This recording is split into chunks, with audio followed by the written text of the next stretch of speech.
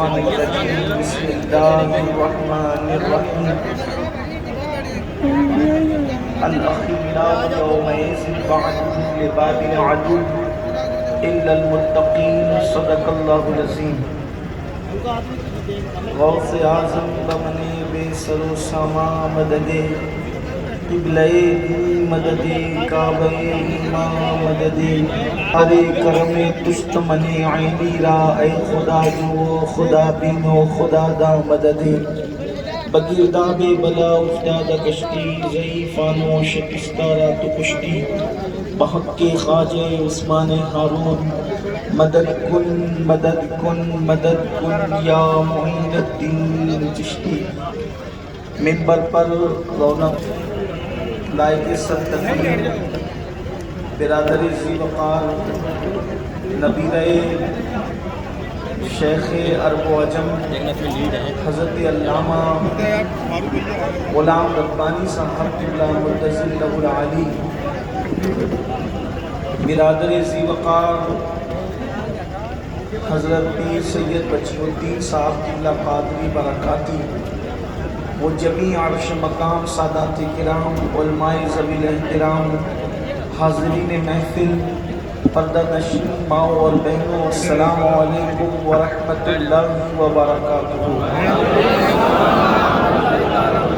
انتہائی احترام و عقیدت کے ساتھ اپنے اور ساری کائنات کی مرکزی عقیدت انی سے بے کساں چارہ ساز درد منداں ہم غریبوں کی غم گسار ہم فقیروں کی ثروت شہر یار ارم تاجدار حرم نوبہار شفاعت شب اسرا کی دولہا نوشے بزم جنت دانائے سبل مولائے کل ختم الرسل خسرو خوباں سیاح لامکاں وجہ کل فکاں در اللہ المکنون سر اللہ المخزون عالم ما کانا وما یکون آب و گل انبیاء جان و دل اصفیاء مطلع ہر سعادت مقطع ہر سیادت خلاصہ کائنات فخر موجودات حضور احمد مجتبی محمد مصطفیٰ ارواحنا فدا صلی اللہ تعالی علیہ وآلہ وصحبہ وبارک وسلم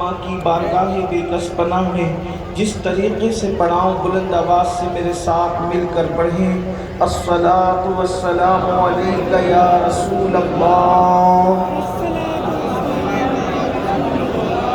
الصلاۃ والسلام علیک یا نبی اللہ الصلاۃ والسلام علیک یا حبیب اللہ وعلی آلک واصحابک یا نور اللہ صلی اللہ تعالی علیہ وسلم۔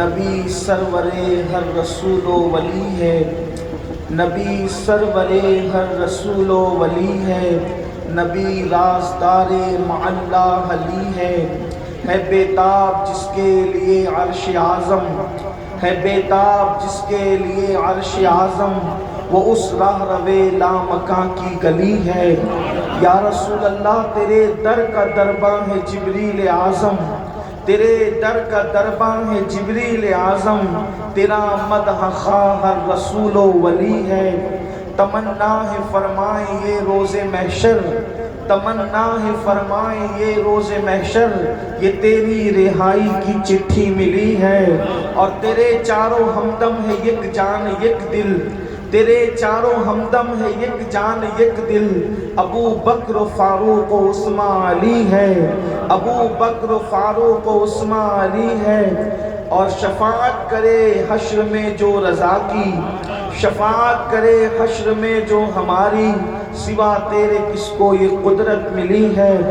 آج کی یہ محفل ایک اللہ کے عظیم برگزیدہ بندے جن کو اللہ تبارک و تعالی نے قطبیت کے مقام پر فائز فرمایا اس عظیم ولی یعنی حضرت سیدی سید سلطان شاہ رحمت اللہ تعالی علیہ کی بارگاہ میں عرس کے حوالے سے ہم سب خراج عقیدت پیش کرنے کے لیے حاضر ہیں اور مجھ سے بیشتر آپ نے یقیناً ہمارے بڑے بڑے علماء، خطبہ اور واعظین سے ان کے خطابات اور شعراء سے ان کی نعتیں، منقبتیں آپ نے سماعت کر لی ہوگی۔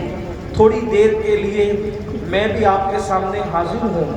جس آیہ کریمہ کی تلاوت کی گئی ہے، اللہ تبارک و تعالیٰ اس کے متعلق مجھے حق کہنے اور آپ سب کو حق سن کر اس پر عمل کرنے اور اسے عام کرنے کی توفیق عطا فرمائے۔ یہ وقت جو جس دور میں ہم اپنی زندگی کو گزار رہے ہیں، یہ دور انتہائی پرفتن دور ہے، فتنوں کا دور ہے۔ اللہ کے رسول صلی اللہ علیہ وآلہ وسلم نے فرمایا کہ میری امت پر ایک وقت ایسا بھی آئے گا، حدیث پاک کا مفہوم ہے، آقا کریم صلی اللہ علیہ وآلہ وسلم کے فرمان کا خلاصہ اور مفہوم ہے کہ ایک وقت تو امت پر ایسا بھی آئے گا کہ جیسے جب کالی گھٹائیں چھا جاتی ہیں اور بادل گھر آتے ہیں تو جیسے زور کی بارش بے در پہ ہوتی ہے، یعنی مسلسل برسات ہوتی ہے، اس طریقے سے کالی اور سیاہ رات میں جیسے بارش کے قطرے گرتے ہیں، ویسے میری امت پر فتنے برسیں گے، فتنوں کا ظہور ہوگا۔ ہر دن نیا فتنہ، ہر روز نیا فتنہ، ہر لمحہ نیا فتنہ، اور فتنوں کے دور میں ایمان بچانا اتنا مشکل ہوگا کہ ہتھیلی پر انگارہ رکھنا آسان ہوگا مگر ایمان بچانا مشکل ہوگا۔ ایمان اس قدر خطرے میں ہوگا کہ لوگ اس حالت میں صبح کریں گے کہ وہ مومن ہوں گے اور شام ہوتے ہوتے وہ کافر ہو جائیں گے۔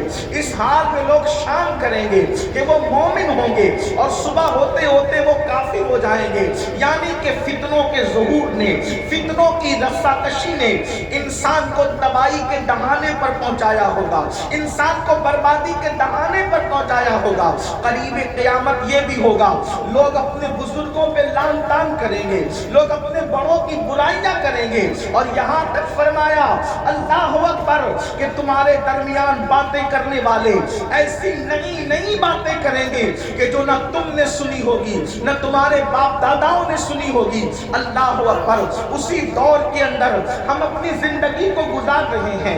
آج اگر ہم عرس منائیں تو لوگ ہمیں تانا دیتے ہیں کہ جو مر چکے، مٹی میں مل چکے، آخر وہ کام کیا آئیں گے اور وہ ہمارے لیے کیا مفید ہے، ہم ان سے کیوں دل لگاتے ہیں، ہم ان سے کیوں محبت کرتے ہیں، آخر غوث پاک کا نعرہ کیوں ہے، آخر غریب نواز کا نعرہ کیوں ہے، وارث دیوا سے محبت کیوں ہے، شاہ برکت اللہ سے پیار کیوں ہے، سادات بلگرام کی عظمتیں کیوں ہیں، حضرت شیخ فضل رحمان کے تذکرے کیوں ہیں، سید سلطان شاہ رحمت اللہ علیہ کا عرس، اس طریقے کی باتیں لوگ کریں گے۔ اللہ اکبر کر رہے ہیں۔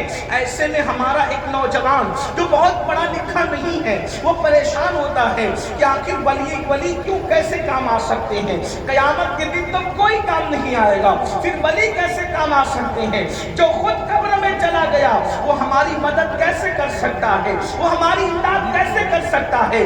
یاد رکھیں اگر میں کسی کتاب سے واقعہ بیان کروں تو لوگ کہیں گے یہ کہانی اور قصہ ہے، اگر حدیث بھی پڑھ دیں تو ہم اس قدر پرفتن دور میں ہیں کہ لوگ حدیث پر بھی اب انگلیاں اٹھا رہے ہیں، یہ حدیث تو ایسی ہے، یہ حدیث تو ویسی ہے۔ لیکن آج کے ہم اپنی گفتگو کا آغاز پہلے قرآن سے کرتے ہیں کہ ولی کیسے، ولی سے محبت کیوں ہے اور ولی کی محبت کا صلہ کیا ہے، ولی سے محبت کا انعام کیا ہے۔ اللہ اکبر۔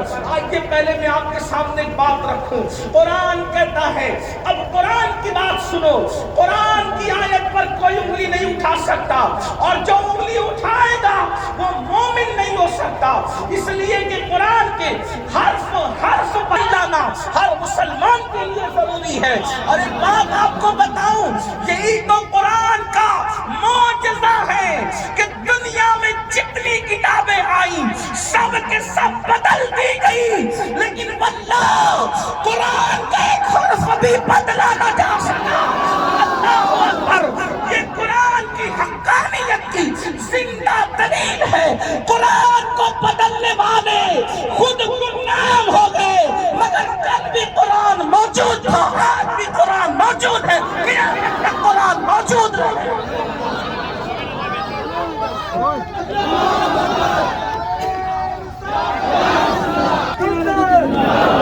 ہم اپنی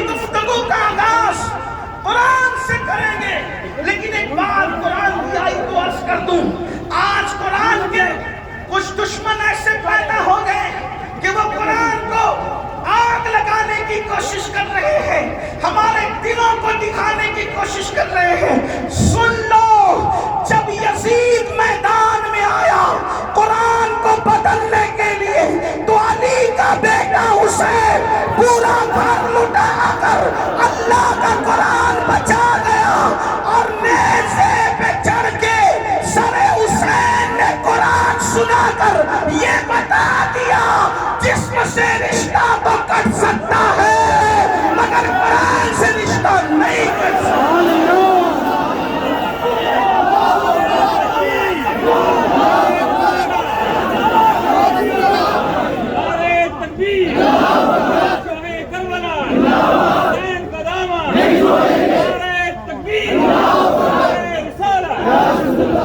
ابھی محرم شریف میں ذکر حسین ہوگا، آپ سنیں گے، لیکن ایک بات یاد رکھنا، قرآن جلانے والے یا قرآن پھاڑنے والوں کو پتا ہونا چاہیے کہ قرآن اس لیے اب محفوظ رہے گا کیونکہ اللہ نے اس کی حفاظت کی ذمہ داری ہے۔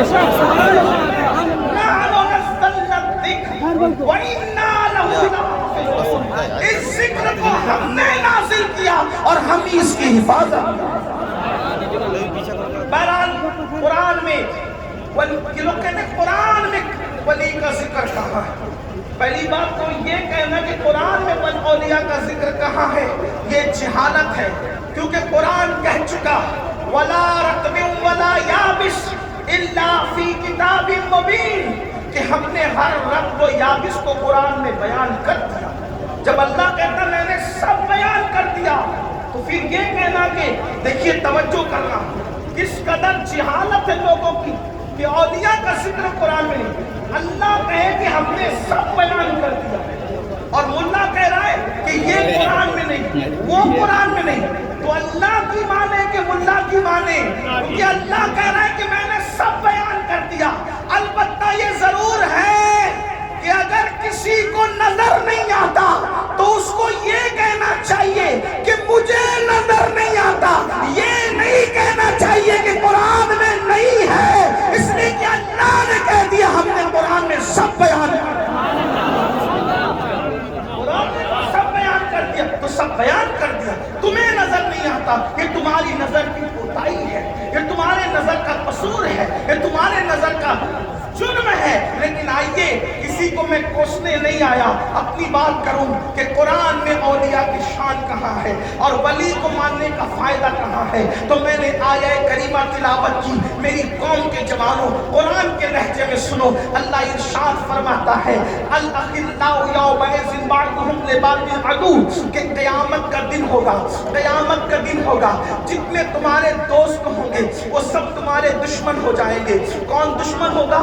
اللہ فرما رہا ہے جتنے تمہارے پکے گہرے دوست ہوں گے وہ سب تمہارے دشمن ہو جائیں گے۔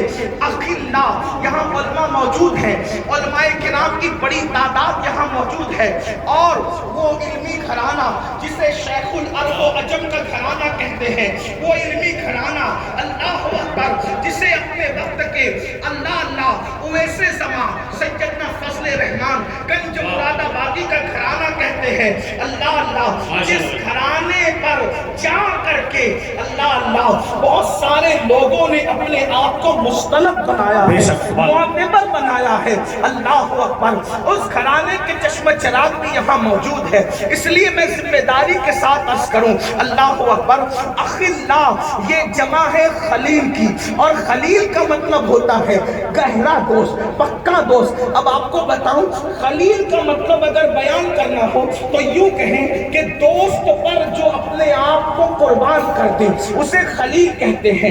دوست کی مرضی پر جو اپنی مرضی کو قربان کر دے اسے خلیل کہتے ہیں۔ مثال کے طور پہ بتاؤں، خلیل نبیوں میں ایک ذات مشہور ہے جسے ابراہیم خلیل اللہ کہتے ہیں۔ دیکھو خلیل کسے کہتے ہیں، صرف سمجھانے کے لیے بتا رہا ہوں۔ اتنی بڑی آگ تیار کی گئی، عقل حیران ہے، اس آگ میں جائے گا کون؟ لیکن خلیل اس میں چھلانگ لگاتا ہوا نظر آتا ہے، اور خلیل بتا رہا ہے کہ یار کے لیے جان نہیں بچائی جاتی بلکہ جان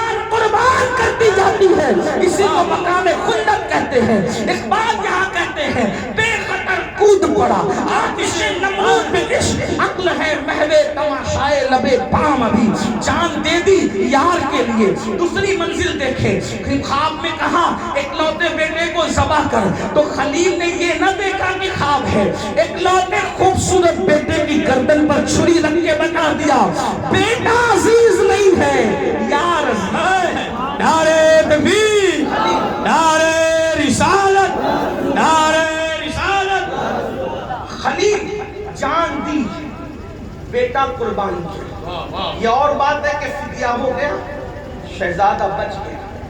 تیسری چیز، یار پر مال قربان۔ خلیل کی تعریف بیان کر رہا ہوں استعارہ، تاکہ آپ کو پتہ چلے کہ خلیل کسے کہتے ہیں۔ خلیل کسے کہتے ہیں؟ ایک دن حضرت ابراہیم خلیل اللہ کا فرشتوں نے امتحان لینا چاہا، تو عرض کیا مولا تو نے ابراہیم کو خلیل بنایا، کیوں بنایا؟ اللہ نے کہا تم ہی جا کر کے چیک کرو کہ کیوں بنایا، خلیل بنایا کیوں بنایا، تم ہی چیک کرو۔ فرشتے آئے اور فرشتوں نے آ کر کے پڑھا سبحانہ سبحانہ سبحانہ، اللہ پاک ہے، اللہ پاک ہے، اللہ پاک ہے، ذل ملک والملکوت۔ اس طریقے سے تسبیح شروع کی، اور ابراہیم خلیل اللہ اپنے گھر میں ہے، ہزاروں بکریاں، ہزاروں گائیں، ہزاروں گھوڑے، اونٹ، سب آپ کے پاس مال بہت زیادہ تھا، گھر میں ہے۔ جیسے ہی سبحانہ سبحانہ کی تسبیح سنی، سننے کے بعد گھر سے باہر نکلے تو دیکھا کہ کچھ انسانی شکل میں کچھ انسان ہے، اور گویا کہ ایسا لگ رہا ہے کہ وہ کچھ طلب کرنا چاہتے ہیں۔ بلایا لوگوں ادھر آؤ، تم میرے اللہ کا ذکر کتنے خوبصورت انداز میں کر رہے تھے، میرے یار کا ذکر کتنے اچھے انداز میں کر رہے تھے، ذرا ایک مرتبہ مجھے اور سناؤ تو صحیح۔ اللہ اکبر، اتنا سننا تھا۔ جو فرشتے انسانی شکل میں تھے انہوں نے کہا ابراہیم ہم نے ایک بار تو اپنی مرضی سے پڑھا، اب دوبارہ تم فرمائش کر رہے ہو، اگر تم جو ہے یہ فرمائش کر رہے ہو کہ تم اپنے یار کا ذکر سننا چاہتے ہو تو بتاؤ اگر ہم کریں گے تو تم دو گے کیا؟ تو ابراہیم خلیل کہتے ہیں جتنے جانور اور مویشی ہے یہ سب میں تمہیں دے دوں گا، لیکن ایک بار میرے یار کا نام تو لے لو۔ توجہ فرمائیں، اس کے بعد انہوں نے مزید ملکوتی لے میں پھر پڑھی تسبیح، سبحانہ سبحانہ کی تسبیح پڑھی،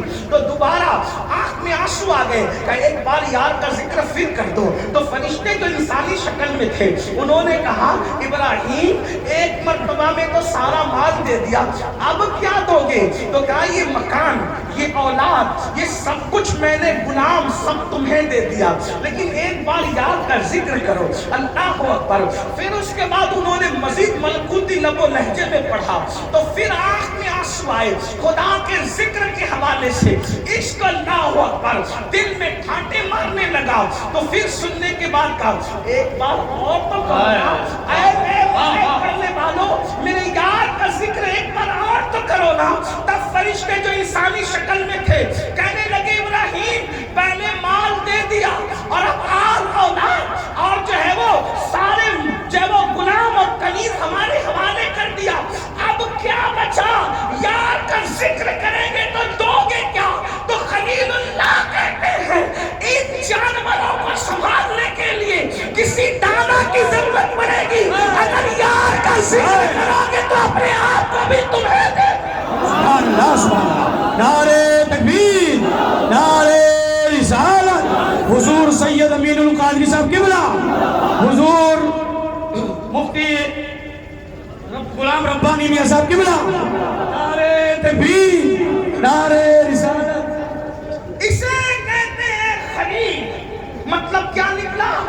جان دے دی، مال دے دیا، اپنے آپ کو بھی قربان کر دیا، اسے کہتے ہیں خلیل۔ اب قرآن کہہ رہا ہے، توجہ کرنا، آپ کی توجہ کریں تو سن لیں آپ، قرآن کیا کہہ رہا ہے؟ الاخلاء، جو تیرا پکا دوست ہے۔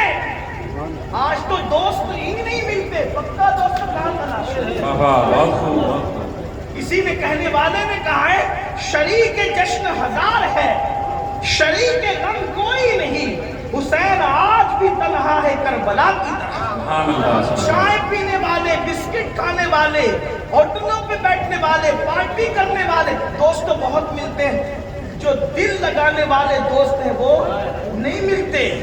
دل لگانے والے دوست نہیں. دوست کسے کہتے ہیں بتاؤں؟ دوست کسے کہتے ہیں؟ صحابی رسول کہتے ہیں اگر تو کسی کے کندھے پہ ہاتھ رکھ اور ہاتھ رکھ کر بول کے چل، دوست کسے کہتے ہیں؟ سن لیں. شاید آج آپ کو دوست نہ ملے گا، دوستی مشکوک کرنے نہیں آیا، لیکن دوست نہیں ملے گا. دوست کے کندھے پہ ہاتھ رکھے گا کیا؟ چل. اور وہ پوچھے کہاں؟ وہ دوست نہیں ہے. دوست کون ہے؟ کہا چل تو بغیر پوچھے چل دے. بغیر پوچھے چل دے. یہ پرواہ نہیں کہ لے کے کہا جائے گا، بس پرواہ اتنی ہے کہ یار نے کہا چل، منزل پتا نہیں، یار کی رضا کے لیے چل چل. اسے دوست کہتے ہیں. یہ ہے دوستی. اور اس سے بڑا مرتبہ ہے کس کا؟ خلیل کا. تو مطلب پکا دوست. پکا دوست کون؟ جو تم پہ جان قربان کرے، جو تم پہ مال قربان کرے، جو تم پہ آل قربان کرے، اس کو کہتے ہیں پکا دوست. اب جو پکا دوست ہے اسے کہتے ہیں خلیل، اور خلیل کی جمع ہے اخلا. اب وہ اخلا جو خلیل یعنی تمہارے جتنے خلیل ہیں جو دنیا میں تم پہ جان، مال، آل قربان کرتے تھے، اللہ فرما رہا ہے جب قیامت آئے گی تو وہ سارے کے سارے پکے دوست تمہارے دشمن ہو جائیں گے. یعنی جس نے دنیا میں تم پہ جان دی تھی، مال دیا تھا، اولاد قربان کیا تھا، وہ قیامت کے دن تمہارے کام نہیں آئے گا. کون کام نہیں آئے گا؟ جو دنیا میں تم پہ جان لٹا چکا، جو مال لٹا چکا، جو اولاد لٹا چکا، وہ قیامت میں تمہارے کام نہیں آئے گا. اب انسان سوچ رہا ہے یا اللہ جو جان دنیا میں مجھ پہ دیا تھا، جس نے مال دنیا میں مجھ پہ لٹایا تھا، جس نے آل قربان کر دیا تھا، نہ جان دیکھی تھی، نہ مال دیکھا تھا، نہ اولاد دیکھی تھی، مولا جب وہ میرا دشمن بنے گا، اچھا کام نہیں آنا تو ایک الگ بات ہے. اللہ فرما رہا ہے الاخلاء یومئذ بعضهم لبعض عدو. اللہ فرما رہا ہے وہ تمہارے کام ہی نہیں آئے گا بلکہ وہ تمہارا دشمن بن جائے گا. دشمن. اللہ جب پکا دوست تو دشمن بنے گا تو پھر قیامت میں کون کام آئے گا؟ سوال پیدا ہوتا ہے کون کام آئے گا قیامت میں؟ تب قرآن جواب دے رہا ہے یہ نہیں کہ کوئی نہیں کام آئے گا، قرآن بتا رہا ہے کوئی کام آئے گا. کون کام آئے گا؟ فرما رہا ہے الاخلاء یومئذ بعضهم لبعض عدو. سارے تمہارے پکے دوست دشمن ہو جائیں گے، لیکن کام کون آئے گا؟ الا المتقین. قیامت کے دن جو میرے وہ تمہیں کام آئیں گے، تمہارے یار نہیں، تمہیں میرے یار کام آئیں گے. اللہ یہ متقی کون ہے؟ تو فرمایا ان اولیاءہ الا المتقون. میرے ولی لوگ ہی تو متقی ہوا کرتے ہیں. یعنی نعرے تکبیر، نعرے رسالت، عرس مقدس فیضان سلطان شاہ علیہ الرحمہ، فیضان سلطان شاہ علیہ الرحمہ. اب آیت کا مطلب کیا ہوا؟ تیرے دوست کام نہیں آئیں گے. توجہ ہے، تیرے دوست کام نہیں آئیں گے. کون کام آئے گا؟ میرے دوست کام. اس لیے اگر دوستی کرنا ہے تو اللہ کے دوستوں سے کرو جس کو ولی کہتے ہیں، جس کو ولی کہتے ہیں. اور ولیوں کی مختلف قسمیں ہیں، وہ اولیاء کی مختلف قسمیں ہیں. ایک ہے ولی. پھر ولی اولیاء اللہ میں بعض اخیار ہیں، بعض ابدال ہیں، بعض اقطاب ہیں، بعض اغواص ہیں، بعض افراد ہیں. اس طریقے سے نجبہ ہیں، نقبہ ہیں. یہ اولیاء اللہ کی مختلف قسمیں ہیں. یعنی ایسا نہیں کہ ولی ایک قسم کا ہوتا ہے. ہمارے بزرگوں کی ایک محتاط تحقیق کے مطابق کم و بیش ولایت جنت کی 28 منزلیں ہیں، ہر منزل پر ولی الگ الگ مقام پر پہنچتا ہے۔ اب قرآن کیا کہہ رہا ہے؟ ہر ولی کام آئے گا الا المتقین، سارے ولی متقی ہیں تو ہر ولی کام آئے گا۔ اب ولی کیسے کام آئے گا؟ جو ولی مقام ولایت میں جتنا بڑا درجہ رکھے گا، جتنا بڑا مقام رکھے گا، جتنا بڑا مرتبہ رکھے گا، وہ اتنا ہی اللہ کا محبوب ہوگا، اور جتنا اللہ کا محبوب ہوگا وہ اتنا ہی تمہارا قیامت میں مددگار ہوگا۔ اب مسلمانوں مجھے بتاؤ، جب قرآن کہہ رہا ہے کہ قیامت میں اللہ والے کام آئیں گے، تب بتائیں جب اللہ کے ولی اللہ کی عطا سے خدا کے عذاب سے بچا سکتے ہیں، تو جب خدا کے عذاب سے بچانے کی اللہ کی عطا سے طاقت رکھتا ہے، کیا وہ دنیا کی مصیبتوں سے نہیں بچا سکتا؟ کیا وہ دنیا کی مشکلات سے نہیں بچا سکتا؟ اللہ اکبر۔ اسی لیے تو میرے امام کہتے ہیں حاکم حکیم داد و دوا دے یہ کچھ نہ دے، حاکم حکیم داد و دوا دے یہ کچھ نہ دے، مردود یہ مراد کس آیت خبر کی ہے، تم کہاں سے لائے؟ لوگ کہتے ہیں ولی سے کیا ملتا ہے؟ ہم نے کہا قرآن سے پوچھ، اصحاب کہف کی چوکھٹ پر اگر کتا بیٹھ جاتا ہے تو خدا اسے جنتی بنا لے۔ نعرہ تکبیر، نعرہ رسالت، فیضان سلطان شاہ علیہ الرحمن، نعرہ تکبیر، ماشاءاللہ، واہ واہ۔ اور پھر وہ کتا کتنا اہم ہو جاتا ہے، اگر آپ کی توجہ ہے تو سنیں، وہ کتا کتنا اہم ہو جاتا ہے کہ اللہ اس کتے کا ذکر اپنی کتاب میں کرتا۔ بولو اگر کوئی مولوی صاحب کتے کی شان مجلس میں بیان کریں تو لوگ کہیں گے مولوی کو ہوا کیا؟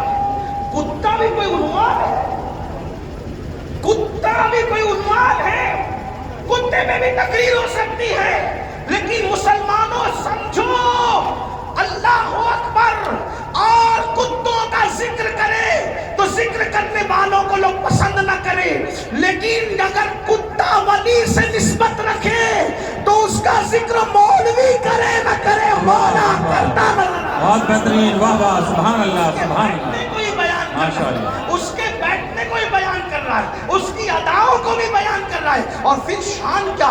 اللہ کتے کو جنت دے گا۔ کتے سے پوچھو اے کتے تو نے کون سی عبادت کر لی کہ تجھے جنت مل رہی ہے؟ حالانکہ کتا تو کتا، برادری ایک، نام ایک، رنگ ایک، حکم ایک، اس کی جہاں پر موجودگی ہو وہاں رحمت کے فرشتے نہ ہیں۔ اور جنت کیا ہے؟ الا قیلا سلاما سلاما، وہاں سلامتی ہی سلامتی ہے۔ تو پتا چلا اب کتا نہیں دیکھا جا رہا ہے، اب یاروں کی نسبت دیکھی جا رہی ہے۔ اب ذرا آپ کی توجہ چاہتا ہوں، اگر سننے آئے ہو کتب پور والوں تو ذرا سنو ایک کتب کی شان، عبداللہ پور والوں ایک اللہ وقت اللہ کے ولی کی شان سننے آؤ تو سنو۔ کتا کتا ہوتا ہے، لیکن اب یہاں کتا نہیں دیکھا جا رہا ہے، نسبت ولی کی وجہ سے کتا جنتی بھی بن رہا ہے، کتے کا ذکر اللہ بھی کر رہا ہے، کتے کے بیٹھنے کی اداؤں کو اللہ بیان کر رہا ہے، اور کتا ایسا عنوان بن گیا۔ ابن عباس کی روایت میں اس کا ذکر، ابن عبد الوہاب کی روایت میں اس کا ذکر، امام بخاری اس کا ذکر کرے، امام مسلم اس کا ذکر کرے، امام احمد رضا اس کا ذکر کرے۔ میں نے سوچا یا اللہ یہ کتا ایسا کیسا مذکور بن گیا کہ علماء ذکر کریں، اولیاء ذکر کریں، صلحاء ذکر کریں، اس کتے کا نام بھی آ جائے۔ اس کا نام قطمیر تھا، قطمیر۔ لوگ اس کے نام سے عامل لوگوں سے پوچھو، میں کوئی عامل بابا تو نہیں، لیکن جو عامل لوگ ہیں اس قطمیر کے نام سے بہت سارے وظائف لوگوں کو بتاتے ہیں، اور کتے کے کاٹنے کا علاج ہے، کتا نہیں کاٹتا، اس طریقے سے بہت سی باتیں ہیں وہ مجھے نہیں پتا، لیکن آپ عامل لوگوں سے پوچھنا، میں کوئی عامل بابا نہیں، لیکن اللہ اکبر اتنا بزرگوں کی صحبت میں سنا ہے کہ قطمیر کے نام میں اتنا اثر ہے کہ اگر کتے بھونکتے ہوں تو گزر جاؤ وہاں سے قطمیر کا نام لیتے ہوئے، تو کتے وہ جو ہے وہ اس کو کاٹتے نہیں ہیں۔ اس طرح کی باتیں، اور میں نے کچھ تجربہ بھی کر کے دیکھا ہے۔ کوئی کہے گا میں نے تو نہیں دیکھا، میں نے کہا بات اصل میں انسان کی عقیدتوں کی ہوتی ہے، اللہ پر توکل کی ہوتی ہے، اللہ پر بھروسے کی ہوتی ہے۔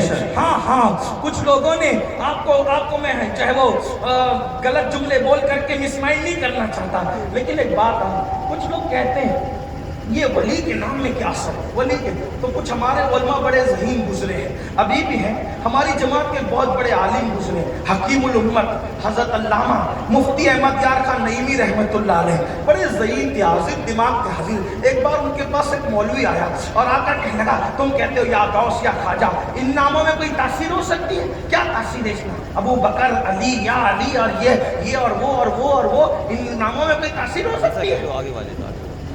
مفتی صاحب ہوشیار آدمی تھے، انہوں نے کہا گدھے، اس کو غصہ آ گیا، اس کو غصہ، مجھے گدھا کہتے ہیں، مجھے گدھا کہتے ہیں، عالم کی عزت نہیں، مولوی کی عزت۔ مفتی صاحب نے مسکرا کے کہا میں تو آپ کے سوال کا جواب دے رہا ہوں جناب، اب غصے میں کیوں ہے؟ کہا کیا سوال؟ یہ طریقے جواب دینے کا؟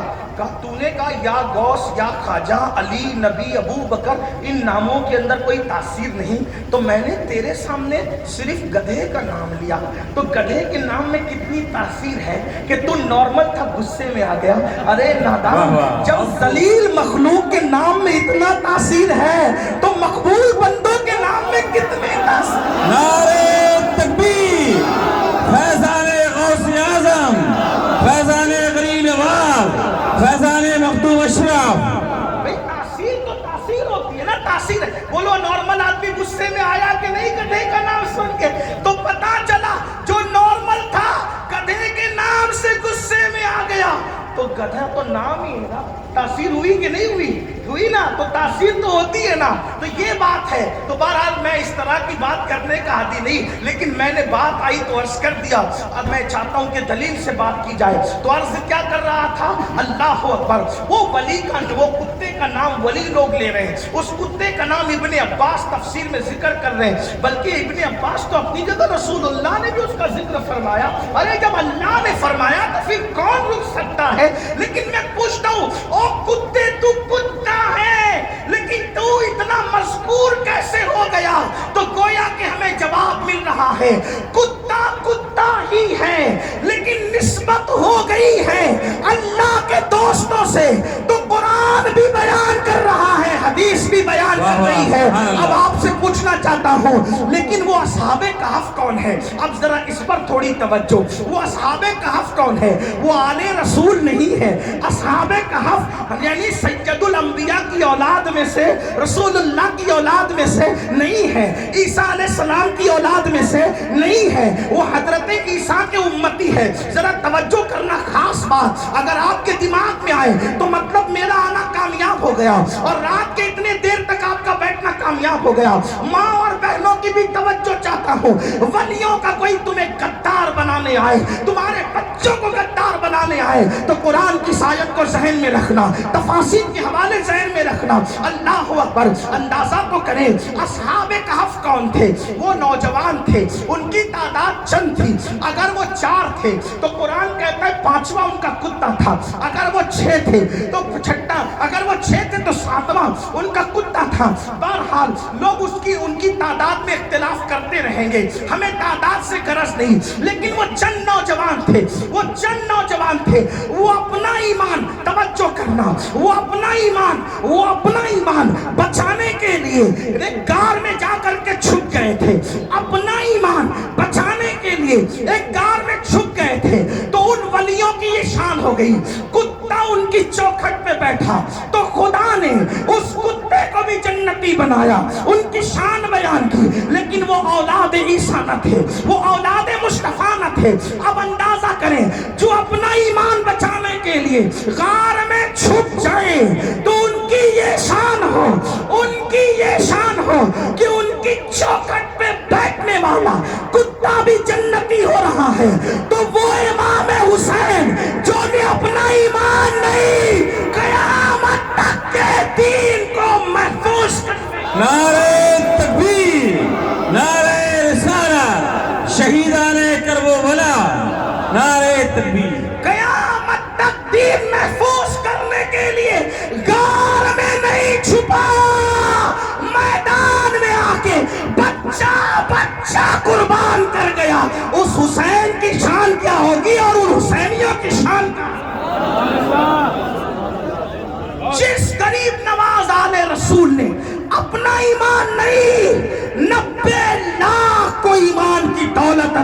کرنے کے لیے انا ساگر کے کنارے پر بسیرا کیا، اس غریب نواز کی شان کیا ہوگی اور غریب نواز کے ماننے والوں کی شان کا عالم کیا ہوگا۔ اللہ اکبر۔ نبی کا بیٹا شیخ عبد القادر جیلانی بغدادی، جسے ہم قادری غوث اعظم کہتے ہیں، غوث الثقلین کہتے ہیں، نجیب الطرفین کہتے ہیں، کون غوث اعظم؟ حضرت خضر کہتے ہیں سابقہ نبیوں کی امت میں عبد القادر جیسا ولی پیدا نہیں ہوا اور امت محمدیہ میں قیامت تک پیدا نہیں ہوا، جس کے بارے میں میرے امام کہتے ہیں، میرے امام کہتے ہیں، کیا کہتے ہیں سنیے، کہتے ہیں جو تیرا طفل ہے۔ واہ واہ۔ میری عادت نہیں کہ میں ہر دو جملے میں کہوں کہ بولو سبحان اللہ، میری عادت یہ آپ کے ایمان پہ چھوڑتا ہوں کہ آپ اللہ والوں کی بات سن کے چپ رہتے ہیں یا بولتے ہیں۔ کیا کہنے امام اہل سنت؟ جو تیرا طفل ہے کامل ہے یا غوث۔ واہ۔ توجہ ہے، توجہ ہے۔ عبداللہ پور والوں، امام اہل سنت کیا کہہ رہے ہیں؟ جو تیرا طفل ہے۔ قطب پور والوں کیا کہہ رہے ہیں؟ جو تیرا طفل ہے۔ اجیتا پور والوں، اوریس سے آنے والوں، قلب شریف سے آنے والوں، واہ واہ۔ گرد نواز سے آنے والوں، فضل رحمان گنج مراد آبادی کی نگری سے آنے والوں، کیا کہہ رہے ہیں؟ جو تیرا طفل ہے۔ طفل کہتے ہیں بچے کو، توجہ ہے، کون ہے؟ بچہ۔ بچہ، بچہ 1 منٹ کا بھی ہو سکتا ہے اور بچہ 10 سال کا بھی ہو سکتا ہے۔ توجہ ہے آپ کی؟ اس کو کہتے ہیں شیخ عبد القادر جیلانی۔ واہ واہ۔ کیا توجہ کرنا کیا ہے؟ جو تیرا طفل ہے یعنی بچہ ہے، 1 منٹ کا ہے یا 10 سال کا۔ بچہ کب تک بچہ رہتا ہے؟ جب تک وہ بالغ نہیں ہو جائے، وہ بچہ ہی رہتا ہے۔ صحیح ہے نا؟ وہ بچہ ہی۔ جو تیرا طفل ہے کس کا؟ یا غوث پاک جو آپ کے گھر میں پیدا ہونے والا بچہ ہے، یعنی آپ کے گھر میں جو آپ کی اولاد ہے، طفل ہے، کامل ہے یا غوث۔ واہ واہ۔ مطلب وہ کیا ہے؟ ولی کامل ہے، پیدا ہوتے وہ ولی ہے، کیونکہ وہ پیدا ہوا ولیوں کے سردار کے گھر میں۔ واہ واہ۔ بے شک۔ جو تیرا طفل ہے، یہی بات سمجھنے کی ہوتی ہے، ورنہ ہدایت کی بخشش تو لکھی ہوئی ہے نا؟ اگر آپ اسی میں پڑھ کے سمجھ سکتے تھے تو میاں کو اور میاں کی ٹیم کو اس جلسے کو منعقد کرنے کی ضرورت نہیں تھی۔ کتاب اور خطاب کا فرق یہی ہے کہ کتاب سمجھے یا نہ سمجھے، لیکن خطاب سمجھ میں آنا چاہیے۔ تو توجہ ہے آپ کی، جو تیرا طفل ہے، توجہ، سمجھ میں آتی ہے بات؟ میں جب بھی گجرات وغیرہ میں یہ شعر پڑھتا ہوں تو لوگوں کو کہتا ہوں اگر میں یوپی میں پڑھتا تو لوگ چپ نہ رہتے، لیکن اب مجھے سمجھ میں آیا کہ یوپی والوں کا بھی ذوق اب اس طرح نہیں رہ گیا جو لکھنؤ اور دلی کا پہلے مشہور تھا۔ یا ایسا ہوا کہ یوپی کے اندر علم کم ہو رہا ہے کہ لوگ اردو سے نابلد ہو رہے ہیں۔ مجھے حیرت ہے لوگوں سے، اللہ اکبر، کتنی حیرت کروں آپ پر کہ لوگ ہندی فلمیں بناتے ہیں مگر گانے اردو میں گاتے ہیں، کیونکہ ان کو بھی پتا ہے کہ جو لذت اردو میں ہے وہ کسی زبان میں۔ بے شک بے شک۔ آپ اردو سے دور بھاگ رہے ہیں، کہاں جا رہے ہو؟ اور ایک بات بتاؤ، اردو مولوی صاحب